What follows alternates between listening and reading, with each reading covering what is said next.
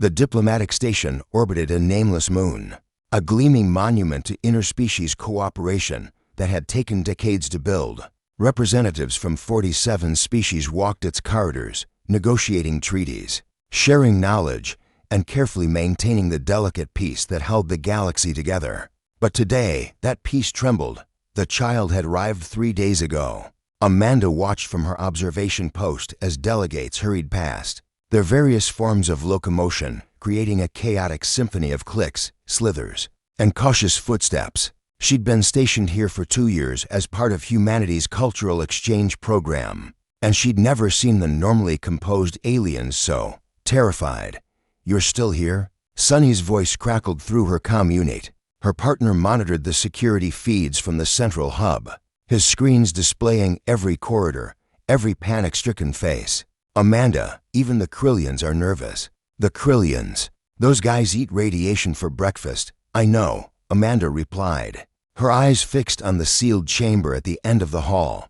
"But someone needs to check on it. The child hasn't eaten in 2 days. It's not a child. It's a void spawn. Do you understand what that means?" Amanda did understand. The Void Dwellers were a species that existed in the spaces between dimensions, beings of pure psionic energy that could reshape reality with errant thoughts. They were ancient, powerful, and utterly incomprehensible to most sentient minds. Contact with them had driven entire species mad. Wars had been fought to keep them contained in their realm, and somehow, one of their young had manifested on this station. The containment field is holding. Sunny continued, his voice tight with concern. "But Ambassador Thex says if it becomes agitated, if it lashes out even accidentally, it could tear through the hull. We'd all be dead before we knew what happened. Then maybe we shouldn't treat it like a weapon," Amanda said quietly. She stood, straightening her uniform. "I'm going in." "Amanda, no." She disconnected the comm.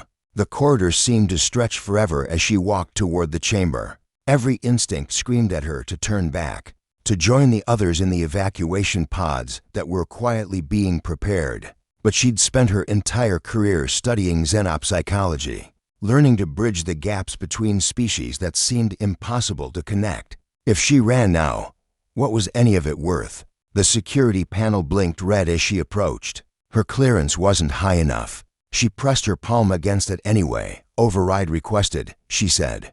"Cultural Liaison Amanda Chen, authorization code Theta-9-7.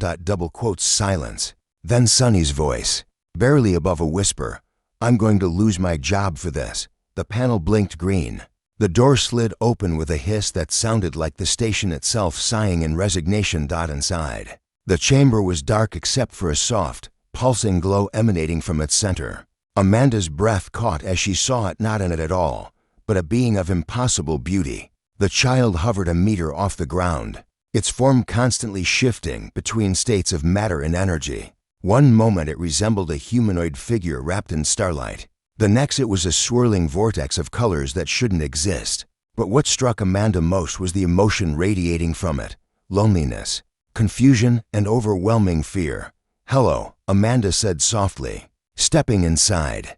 The door sealed behind her with a finality that made her heart race. "My name is Amanda. I won't hurt you." The child's form flickered, and Amanda felt something brush against her mind, not an intrusion, but a tentative touch, like a hand reaching out in the dark. Images flooded her consciousness, a vast, beautiful realm of pure thought, then pain, confusion, a tearing sensation, and suddenly being thrust into this solid, limited reality. The child was lost, separated from its parents, trapped in a dimension it didn't understand, surrounded by beings that screamed psychically every time they looked at it. Amanda's knees weakened, but she forced herself to stay standing. "You're scared," she whispered. "Everyone here is scared of you, but you're scared too, aren't you?"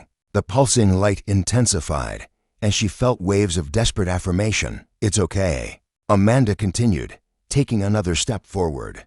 "I'm scared too, but being scared doesn't mean we can't help each other." She reached into her pocket and pulled out a small container, her lunch, which she'd grabbed on the way. Inside was a sandwich, hilariously inadequate, but it was the gesture that mattered. She held it out. "I know you probably don't eat like we do," she said, "but where I come from, Sharing food means you're safe. It means you're not alone. The child's form stabilized slightly, coalescing into something almost human-shaped. Small, no larger than a 6-year-old, with eyes that swirled like galaxies. It drifted closer, and Amanda felt her hair stand on end as reality bent around them. Then something remarkable happened. The child reached out, not with hands but with something deeper, and Amanda felt an understanding pass between them. The child couldn't eat physical food, but it could sense the intention, the kindness, the simple act of one frightened being reaching out to another. Amanda. Sunny's voice exploded through her calm. Its energy readings are spiking. Get out of there. But Amanda didn't move. She knelt down, bringing herself to the child's eye level. You wanted to go home, don't you? Sadness washed over her, so profound it brought tears to her eyes. I'll help you, Amanda promised. I don't know how yet, but I will. And until then, you don't have to be alone, okay? The child's form brightened, and for the first time since its arrival, the oppressive psychic pressure that had blanketed the station began to ease. It wouldn't speak, couldn't speak. Not in any conventional way, but Amanda felt its response in her very soul. Thank you. When the door opened again, Sunny stood there with a security team, weapons drawn. They froze at the sight before them, Amanda sitting cross-legged on the floor, the void-spawn child floating peacefully beside her, its light gentle and calm. Stand down, Amanda said firmly. This child isn't a threat. It's just lost and afraid, like any child would be. Ambassador Thex pushed through the security team, his 6 eyes wide with disbelief. This is unprecedented. No one has ever communicated with a void spawn. No one has ever calmed one. Maybe that's because no one ever tried treating it like a person instead of a monster. Amanda replied. In the weeks that followed, Amanda worked with the child daily, building a vocabulary of feelings and intentions that transcended language. She taught it about the physical universe, while it showed her glimpses of the infinite realm from which it came. Scientists studied their interaction, baffled and amazed. Eventually, with the child's help, they found a way to create a stable portal back to the void. As it prepared to return home, it touched Amanda's mind one final time, and she understood this would change everything. Humans had done what no species had accomplished. They'd built a bridge across the impossible divide, not through superior technology or powerful weapons, but through something simpler and infinitely more powerful: the courage to show compassion when everyone else chose fear. As the child disappeared into the shimmer of the portal, Amanda felt Sunny's hand on her shoulder. You know what this means, right? He said. The Void Dwellers will remember this. Humanity just made either the most powerful ally in the galaxy or, well, hopefully just the ally part. Amanda smiled, watching the portal close.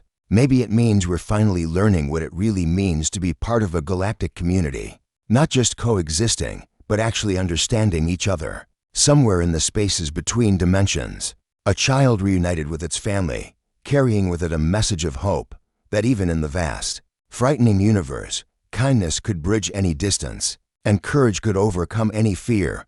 And perhaps, in the end, that was the most human thing of all.